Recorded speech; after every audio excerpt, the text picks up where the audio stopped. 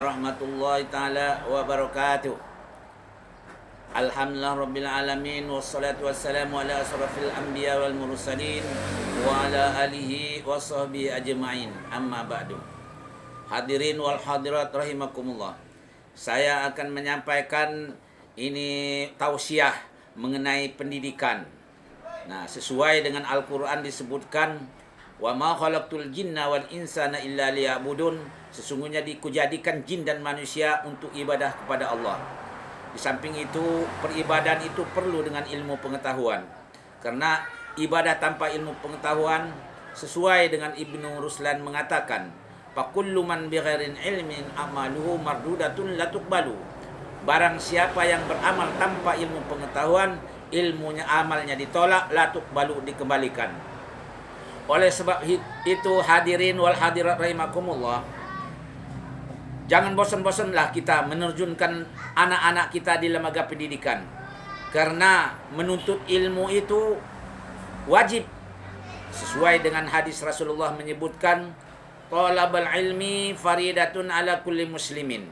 Menuntut ilmu itu wajib bagi orang Islam laki-laki dan Islam perempuan. Karena ilmu itulah yang akan mengesahkan peribadahan kepada Allah Subhanahu wa taala.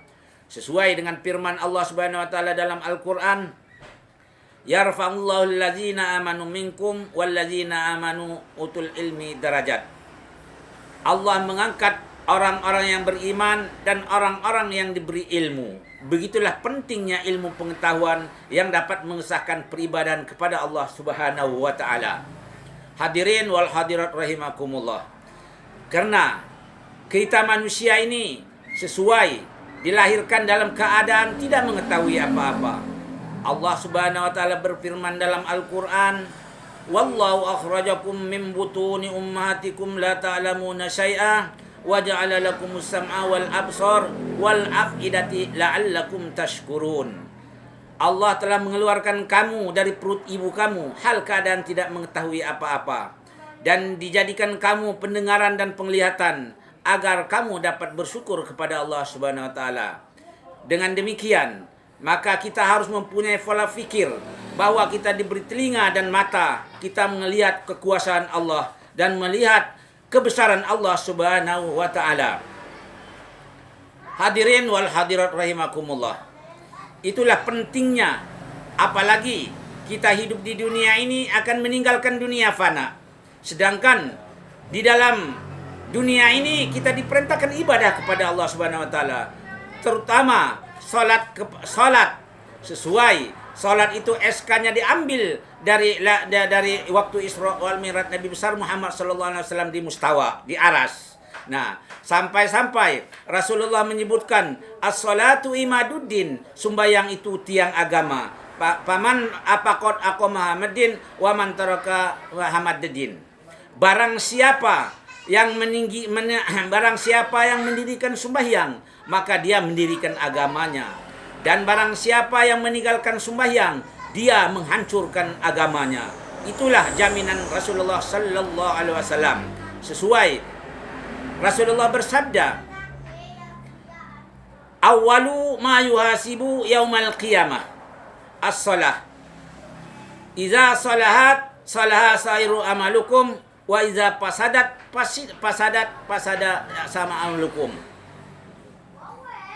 Awal pertama yang akan dihisab Allah Subhanahu wa taala di alam akhirat nanti atau di padang mahsyar adalah sembahyang. Apabila baik sembahyang kita, maka dihitung baik semua amal ibadah kita. Apabila rusak sembahyang kita, maka rusak semualah amal ibadah kita. Oleh sebab itu, jangan kita meninggalkan sembahyang. Karena Nabi bersabda, man tarakas shalah muta'ammidan faqad kafaro. Barang siapa yang meninggalkan sembahyang, maka kafirlah ia menurut Imam Maliki. Tapi menurut Imam Syafi'i dosa besar. Hadirin wal hadirat rahimakumullah. Itulah yang akan kita hisab Allah Subhanahu wa taala di alam akhirat. Kita tidak akan ditanya berapa hektar sawahmu. Kita tidak akan ditanya berapa gedongmu. Kita tidak akan ditanya berapa hektar kebunmu. Yang ditanya adalah sholat 5 waktu. Nah, demikianlah sekelumit tausiah dari saya. Akhir kalam saya akhiri, hidup indah, hidup seni itu hidup indah. Hidup berilmu, hidup mudah. Hidup beragama adalah hidup terarah. Wallahu muwaffiq ila aqwamit thoriq. Wassalamualaikum warahmatullahi taala wabarakatuh.